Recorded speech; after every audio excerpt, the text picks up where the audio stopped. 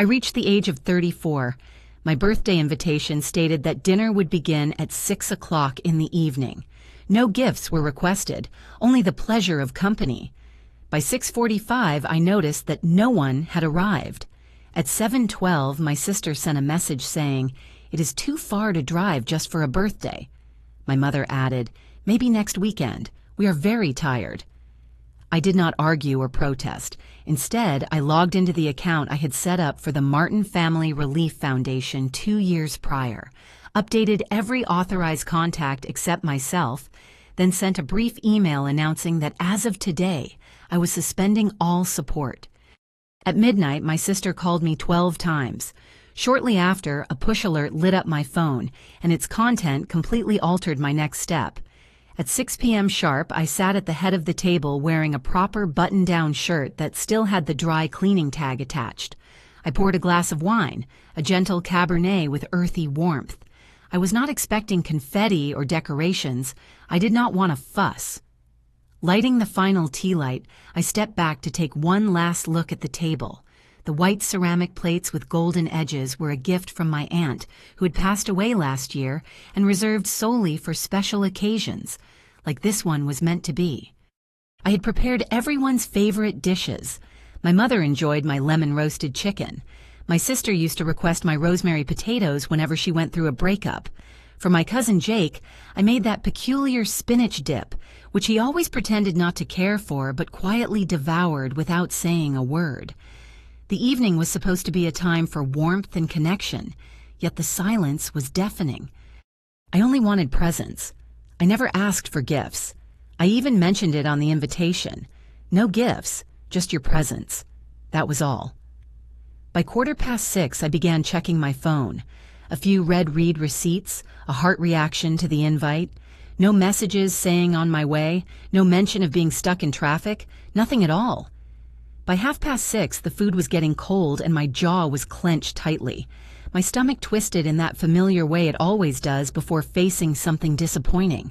I had been here before, not at this exact table or on this exact date, but the same silence, the same avoidance as if effort was something they were allergic to. By 6:45, I finally accepted the truth. No one was coming. At 12 minutes past 7, my phone buzzed. A message from my sister saying she was too far to drive just for a birthday. No sorry, no emoji, nothing else. 12 minutes later, my mom texted maybe next weekend. We're exhausted. That was it. No one asked how I was feeling. No one cared that I had spent my day cleaning, baking, seasoning, arranging a table with candles and memories. No one cared. It was my 34th birthday. I did not argue. I did not respond.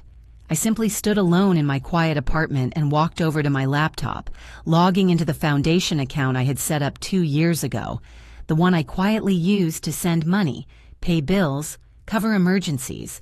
I removed every authorized name except mine. Then I typed a single line. Simple, harsh, undeniable. As of today, I paused all support. At midnight, my phone started buzzing relentlessly. My sister called once, then again, and then 12 times in total.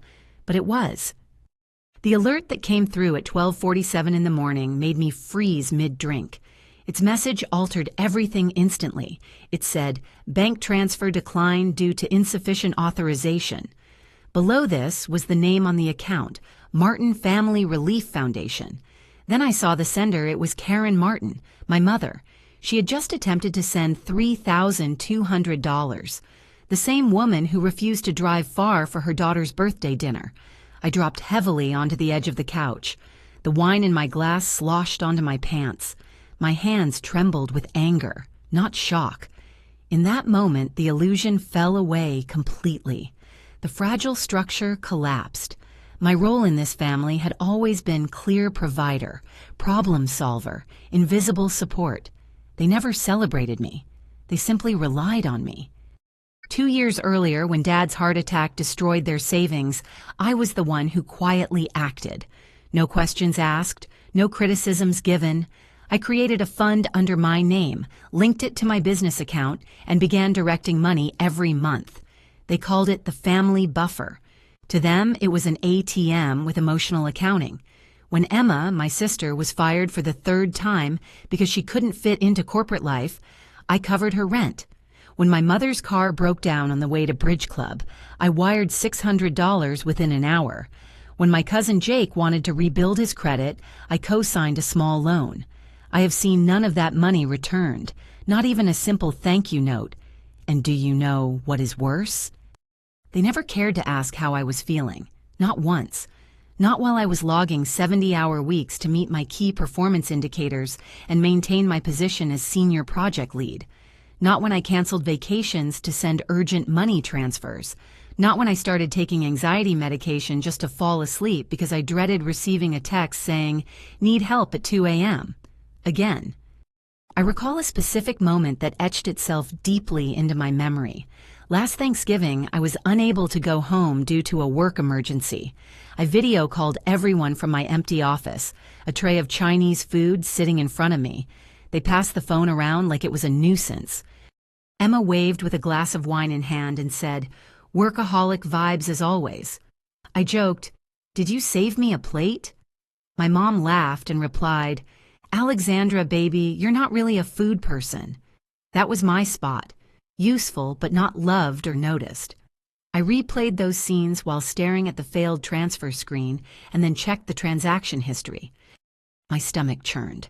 Emma had withdrawn $1,000 3 weeks earlier, labeled professional development.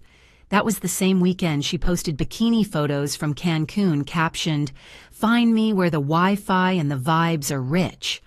Jake took out $500 labeled car repair. He doesn't even own a car, but he does gamble at the casino down the highway.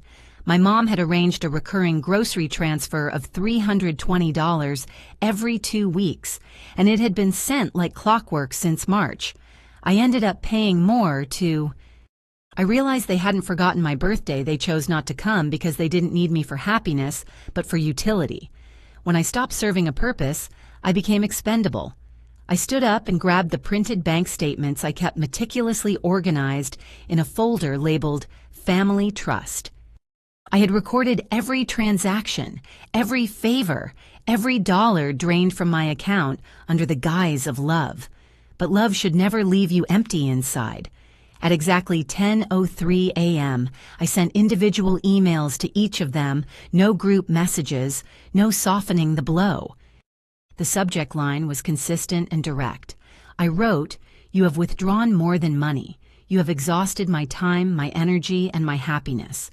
I gave freely without expecting gratitude. I trusted blindly without asking for proof. Yet you took endlessly without regret. From this moment forward, I am withdrawing too. There will be no more transfers, no loans, no co-signing, no emergency funds. The foundation is closed. The ATM is offline. I am no longer your financial backup. If you require anything, ask one another or consult Google. Happy belated birthday to me." Then I switched off my phone. At 6:58 a.m., my phone started buzzing on the nightstand. It was Emma. I let it ring. Then came "Mom," repeated 3 times consecutively. I ignored it. By 7:11 a.m., my voicemail was full. My sister Karen texted, "You can't be serious, you're just cutting us off." Moments later, this is truly cruel. Alexandra felt emotionally drained. Then she heard, "Mom, this is not how a family should behave. We do not punish each other like this." The irony was undeniable, deep and raw, because that was exactly what they had done. They punished her for setting boundaries. They punished her for simply existing beyond their expectations. She did not respond. Instead, she stood up, brewed her coffee, and added oat milk as usual. Her silence spoke louder than anything they had ever said, yet silence did not deter them. At 8:24 in the morning, Emma appeared at her doorstep. Alexandra glimpsed her through the peephole, foot tapping impatiently like a mother ready to reprimand a child. She did not open the door. Emma knocked again, louder this time. Alexandra barely opened it just enough to meet her gaze directly. Emma's lips were already twisted into a frown. "You really are not letting me in?" Alexandra replied calmly. "I did not invite you." Emma snorted and crossed her arms. You have lost your mind, Alexandra, shutting down the foundation. Do you understand what that means for us? Alexandra retorted, You mean for you? You, Cancun, and your so-called digital detox retreats. Emma flinched. Do not act superior just because you have a decent job. I was better than you. Alexandra said, Because I kept showing up. I paid your rent when your boss fired you for being late each week. I covered your health insurance when you skipped Cobra. I gave you every safety net you asked for, and you tore it apart like a spoiled teenager. Emma's expression grew cold. You said you wanted to help. You always said that. It does not mean I agreed to carry everyone's burdens forever. She paused, taking a breath to regain composure. You are overreacting. You are only upset about the birthday. Stop it, I snapped back. You did not forget. You chose not to care. That is the truth, right? Dinner was too far away. Gas was too costly. Any excuse that helps you sleep better. She pressed her lips together but did not deny it. You have made your point, she hissed. Congratulations. You caused pain to everyone just to feel powerful for once. I did not hesitate. No, I said. I finally stopped hurting myself to keep up a false hope. I shut the door, not with a slam but gently, like closing a chapter or a coffin. 5 minutes later, my phone lit up again. Alex, this is destroying the family. We only need to talk. I replied, You had 34 years to talk. Now I pay attention to actions only. That was when the manipulation started turning at full speed. 10:04 in the morning, a group chat called Family was created. Emma wrote, We need to unite, not fall apart. Jake added, Bro, I have bills due today. Are you serious with this drama? Karen said, Emma, you are punishing Riley as well. She is just a child. She loves you. Riley, my niece, my soft spot. It was clever to bring her into this, but I knew the game. They had used it too many times. Guilt, pressure, deflection, and then repeat. I did not reply. Then came the last strike. 11:42 in the morning, a private message from Mom. Your father's heart cannot bear this stress. If anything happens to him, it will be on you. I dropped my phone as if it were burning. They were still at it, still pulling the strings of guilt, still attempting to make me bend. But something inside me shattered. I grabbed the phone again, pressed record, and spoke into the microphone with a tone I had never used before. This is a message for my family, for every call you made, every guilt trip you sent my way, every time you ignored me until you needed something. I am not angry. I am finished. Finished being your safety net. Finished being your fallback option. Finished being the target of your disappointments. You claim this is breaking the family apart. Here is the truth. There was never a family. There was a bank with a heart, and now the bank has closed.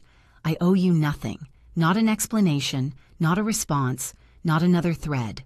Goodbye. I sent the message to the group chat and left it. Then I left the group altogether. That night, my phone rang once more. I answered without a word.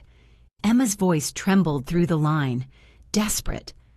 Alexandra, someone just froze my account. The landlord is threatening to evict me. What did you do? I said nothing. Are you even listening? Are you really going to allow your family to become homeless? Click. 2 hours later, another call from a different number. Jake this time. You made your point, sis. Can you just turn the support back on for this month? We will figure it out soon. I chose not to respond.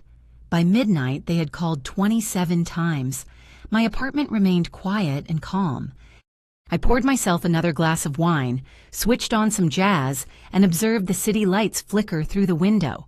For the very first time in my adult life, I did not feel needed. Instead, I experienced freedom. The following morning, sunlight gently woke me. Not a buzzing phone, nor a frantic email, nor a notification from someone requiring assistance. Just a warm, golden stillness. Within that quiet moment, I noticed something unusual. I did not feel panic or guilt. Instead, a deep peace settled over me, as if my nervous system had finally relaxed after years of constant alertness. Peace does not come easily when your life has been an endless emergency room for everyone else. During the initial week, I kept instinctively checking my phone, anticipating messages like, "Hey, quick question," or "Can you VMO me?" Even a simple, "How are you?" tinged with an unspoken request would have sufficed. Yet nothing arrived, not from Mom, not from Emma, and not even Jake. At first, I assumed they were finally respecting my space. I was mistaken. They were regrouping because silence was not a sign of surrender. Instead, it was a strategic, manipulative pause before the next wave. But I did not wait around to prepare myself. I went forward. That weekend, I drove to the coastline. I left my phone on airplane mode and spent hours just watching the waves crash against the rocks. No thoughts about family or anything else, only the sound of the ocean continuing its timeless rhythm, what it had done long before me and would continue long after. That night, I experienced my first uninterrupted sleep in over a year, and in the days that followed, I began to feel... Taking back everything they have drained from me became my mission. I rejoined a gym, began crafting a short story that had been hidden on my laptop since 2018, enrolled in cooking classes, and perhaps the most daring step of all, I applied to speak at a local TEDx event. My subject was emotional bankruptcy, how families can exhaust our spirit, and how we reclaim ourselves. Just as I began forming this renewed version of myself, the past came knocking once more. A letter arrived in the mail with no return address. Inside was a stiff piece of paper, typed and formal, not a single word handwritten. It read, "Alexandra, we all believe you are being unreasonable. You overreacted. We were simply trying to survive. Families are meant to support one another. You hurt everyone by shutting down the foundation. You made us feel insignificant.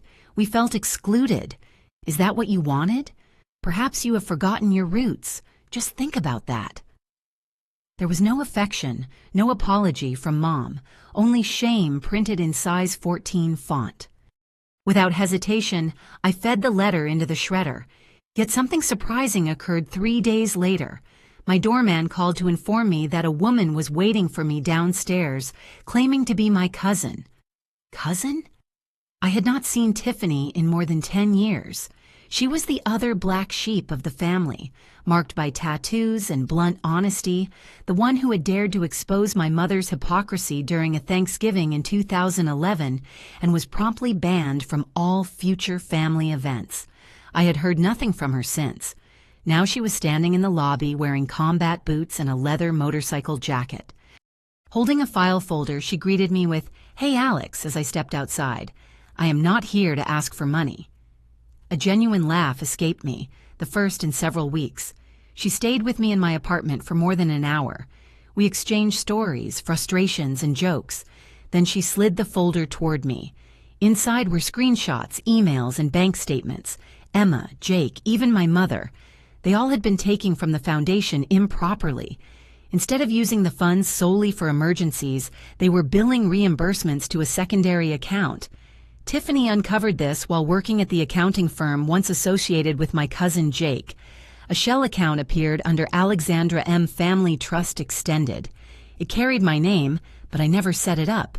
They created it and used it to divert nearly $28,000 extra over the past year without my knowledge.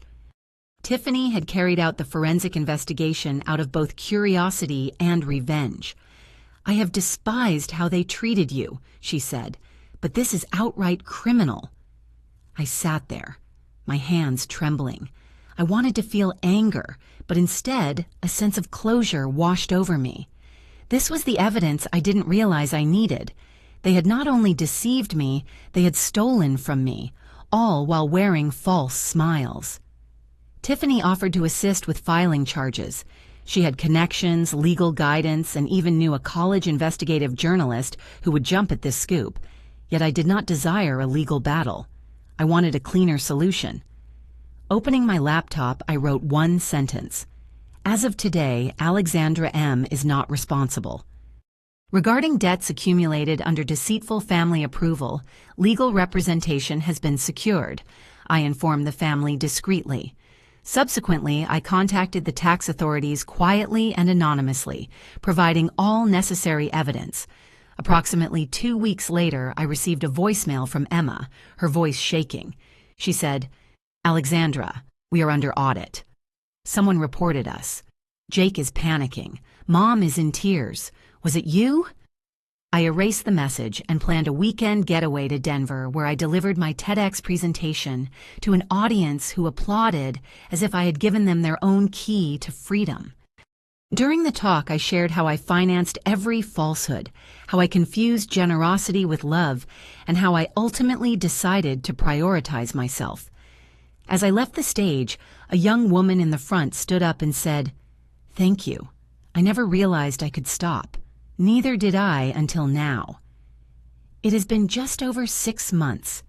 6 months since I lit candles at a dinner where no one showed up. 6 months since my sister said my birthday was too far away to attend. 6 months since my mother expressed exhaustion, but then attempted to withdraw over $3,000 that same night from the Martin Family Relief Foundation I had quietly established.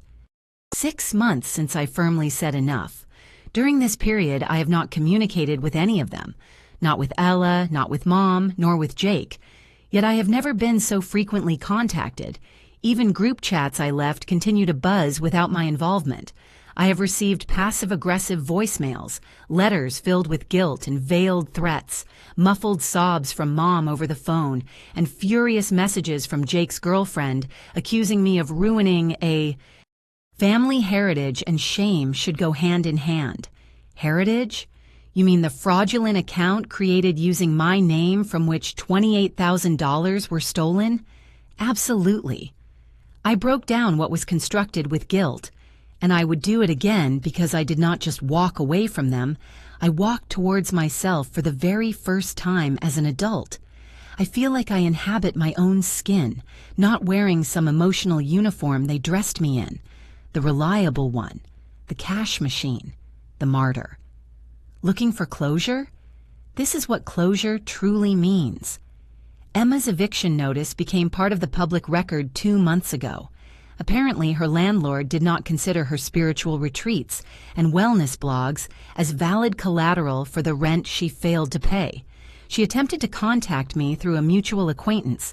I ignored her, but I did send a small Amazon package containing a budgeting book, a $0 gift card, and a handwritten message that simply read, "This is what real self-care is."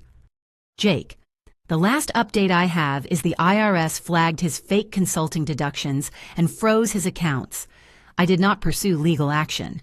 The financial paper trail Tiffany provided me was enough to expose every hiding place he relied on. He sent me a 3-word email. "You happy now?" I responded with only 2 words, absolutely liberated. And Mom, she still writes those lengthy letters filled with poetic manipulation, using expressions like, "I only wanted the best for everyone. You know I love you, even if I did not say it often enough. You used to be so generous." She even sent one with a childhood picture shows me clutching a Lego spaceship with the caption, "Remember when you used to build things instead of breaking them?" I kept that photo not because I longed for her, but because it reminded me that I once created out of joy rather than duty. Now, I create again. The novel I hid away for many years is finally complete.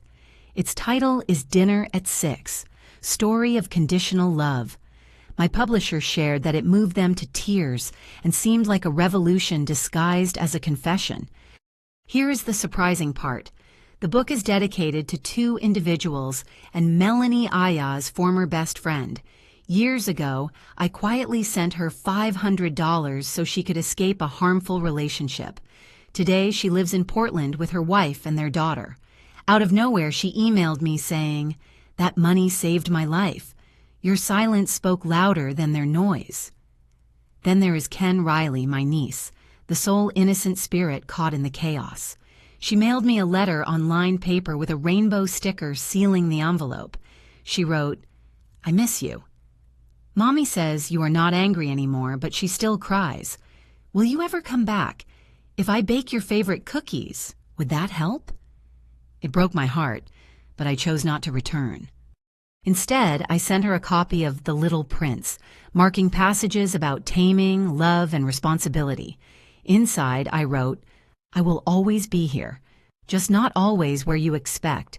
You are not responsible for fixing adults. You are free. I continue sending her birthday presents anonymously. Someday, I hope. If she develops into a person who prioritizes honesty over customs, I will share everything with her. As for myself, I have created a fresh start. I no longer check my finances with anxiety. I do not wake up burdened by worries about who I neglected to rescue. I have set limits now, not barriers, but entrances. Some individuals are allowed through. They are like Emma. Do you recall Emma, the social worker I encountered after my TEDx presentation in Denver? She and I now enjoy Saturday mornings together, coffee meetups, private jokes, and breakthroughs in therapy. She asks for nothing from me except sincerity. When she inquires, "How are you?" I trust she genuinely seeks the truth. She was the first to say, "You did not destroy your family. You dismantled the system that was oppressing you." And she was correct. Here's the thing. Nobody prepares you for this. At times, healing takes the form of silence. Sometimes it means blocking a phone contact. Occasionally, it is about refusing without any justification. And other times, it involves setting fire to the foundation built from your guilt and walking away, while the smoke billows behind you. So, to anyone reading this, to everyone who has been the quiet supporter, the foundation never appreciated, the forgotten birthday, you are not heartless for stopping. You are not damaged for saying enough. You are not selfish for choosing to survive. I did not lose my family. Instead, I lost their version of me.